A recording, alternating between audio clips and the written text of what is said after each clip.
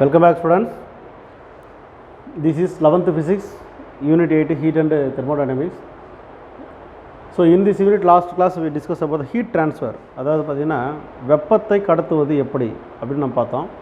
3 types பார்த்தோம். ஒன்று conduction by the solid substance, next convection by the molecules and gases, next radiation. ரேடியேஷன்னா கதிர்வீச்சு உங்களுக்கு தெரியும், ஃப்ரம் த சன்லைட்னு சொல்லலாம், இல்லை ஒரு கேஸ் ஸ்டவ் உதாரணத்தில் நம்ம பார்த்தோம். இங்கே என்னென்னா நியூட்டன் லா ஆஃப் கூலிங்கிற ஒரு டாபிக் பார்ப்போம்.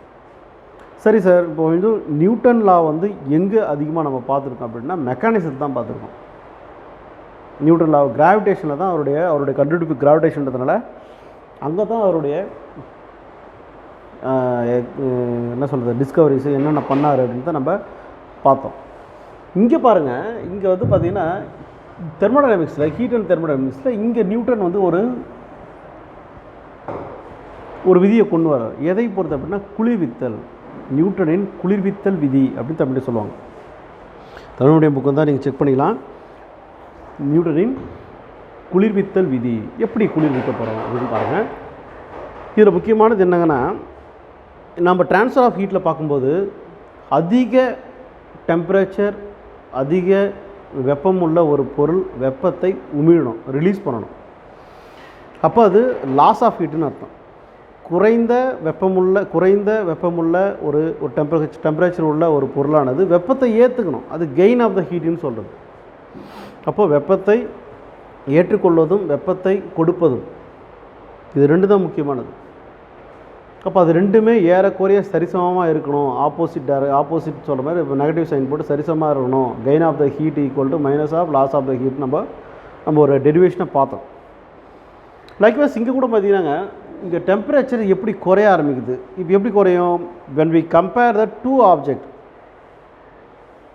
whether object is immersed in the water or in contact with the two metals are in contact, இந்த மாதிரி நிறைய சொல்லலாம். ரெண்டு ஆப்ஜெக்ட் ஒன்றா இணைஞ்சா ஹீட் ட்ரான்ஸ்ஃபர் ஆகாதான்றதை லாஸ்ட் வீடியோஸில் நம்ம பார்த்துருக்குறோம்.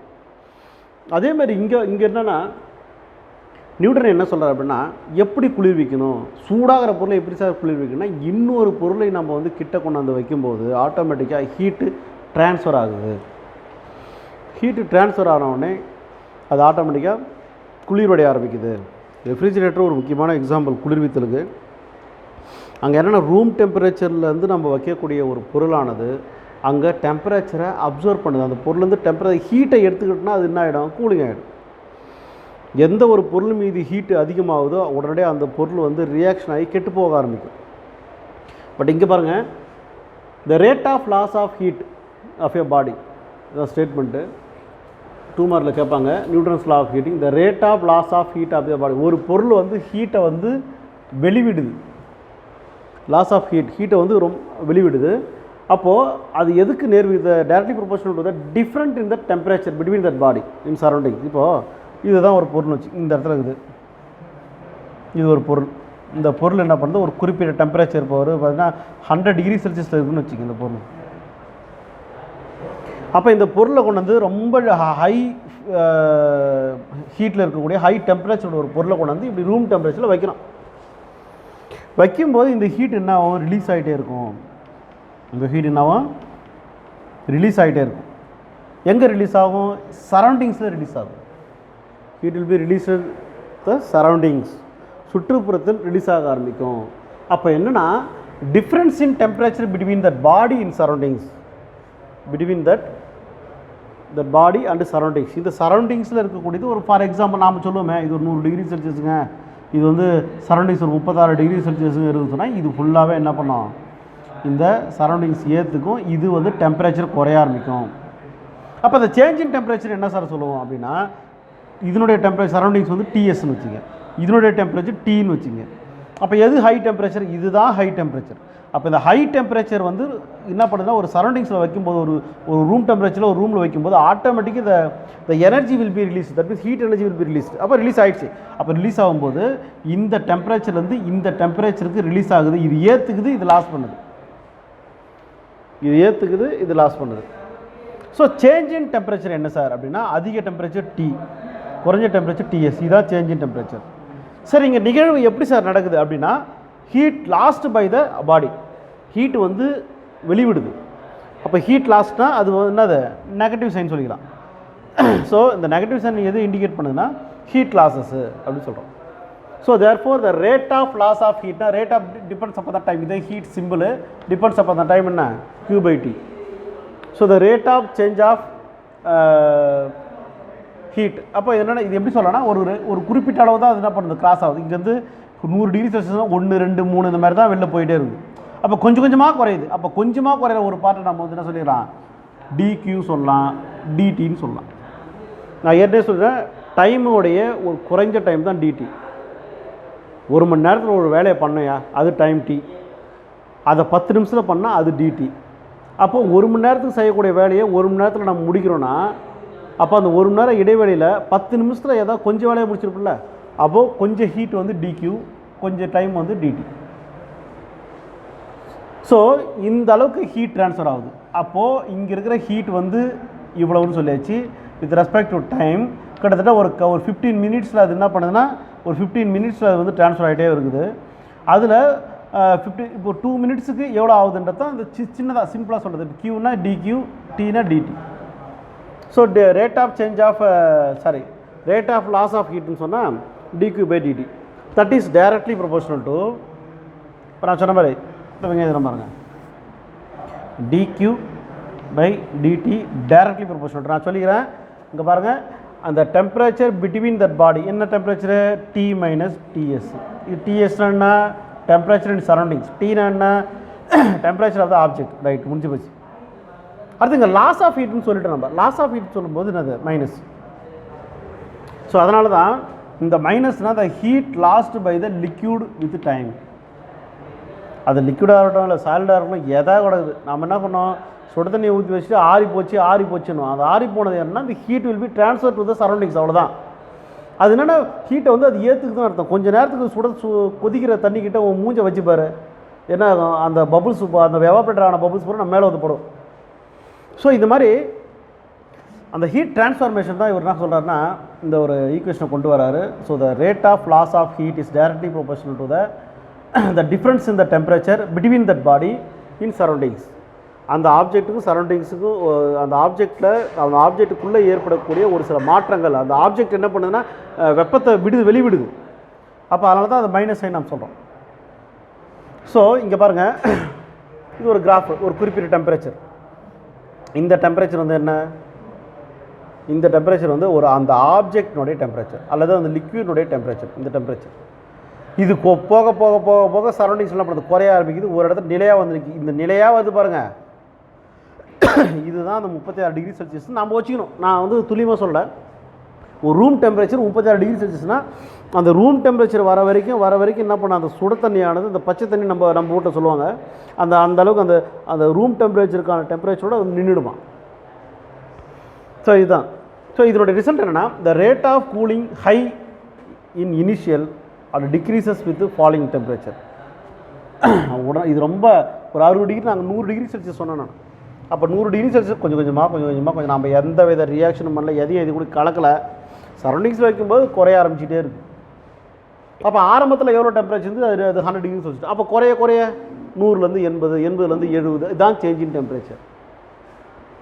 ஏன்னா depends upon the surroundings. Okay, சரிங்க. அடுத்தது the mass of the object வந்து சொல்லுவோம், அது எம்னு வச்சுக்கலாம். ஒரு ஆப்ஜெக்ட் இருக்கணும் இல்லையா, அந்த ஆப்ஜெக்டுடைய மாஸ் எம், அதனுடைய ஹீட்டை ஏற்றுக்குச்சு பாருங்கள், ஸ்பெசிஃபிக் கெப்பாசிட்டி அது எஸ்ன்னு வச்சுங்க, டெம்பரேச்சர் டீன்னு வச்சுங்க, டெம்பரேச்சர் இன் சரௌண்டிங்ஸ் வந்து டிஎஸ்ன்னு வச்சுங்க. ரைட், அவருடைய நியூட்டன் லாவுடைய கோட்பாட்டின்படி டெம்பரேச்சர் வந்து ஒரு எவ்வளோ ஃபால்ஸ் ஆகுது, ஒரு குறிப்பிட்ட அமௌண்ட்டுக்கு டிடி டெம்பரேச்சர் ஃபால் ஆகுது.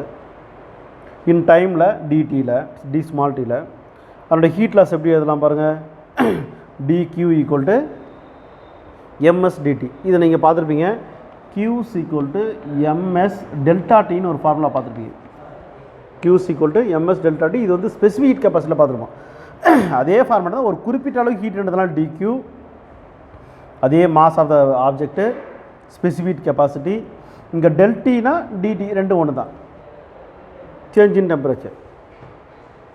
ஓகே, இப்போ நம்ம என்ன பண்ணுறோம், டிடியால் டிவைட் பண்ணுறோம். போத் சைடு டிடியால் நம்ம டிவைட் பண்ணுறோம். டிவைட் பண்ணும்போது நம்மளுக்கு என்ன கிடைக்குதுன்னா dq/dt ஈக்குவல் டு இது ரெண்டு பக்கமும் டிடியால் பண்ணுறோம். ms dt by d small டியாக கிடைக்குது. ஸோ நம்ம நியூட்டன் கூலிங் இருக்கு இல்லையா, இதான் ஈக்குவேஷன். இது